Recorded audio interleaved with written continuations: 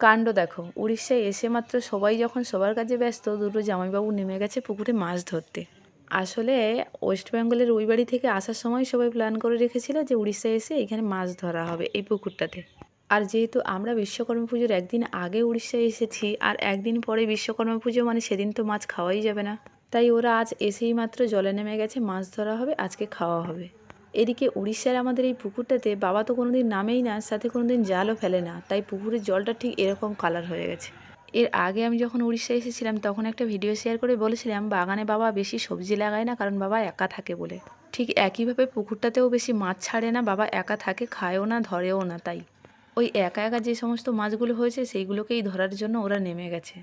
কিন্তু জলটা এতটাই খারাপ হয়ে গেছে, তাও ওরা দুজন নেমে গেছে মাছ ধরবে বলে। যাই হোক, ওরা তো জাল ফেলে দিয়েছে, জালে তো তেমন মাছও পড়েনি, তাই দুজন মিলে পুরো পুকুরটায় হাত দিয়ে দিয়ে মাছ ধরার চেষ্টা করছিল।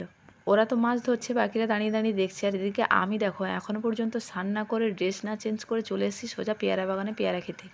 আর যেতে গিয়ে পুকুরের পাড়ে পড়তে পড়তে থেকে গেছি। যাই হোক, এখন দেখে আসি পেয়ারা বাগানে কতটা হয়েছে পেয়ারা। আমাকে দেখে কঙ্কাও আর এক জায়গায় দাঁড়িয়ে থাকতে পারলো না, ও চললো আমার পিছন পিছন পেয়ারা খেতে। চলো বাকিটা সবটা তোমাদের সাথে পরের ব্লগে শেয়ার করবো। টাটা।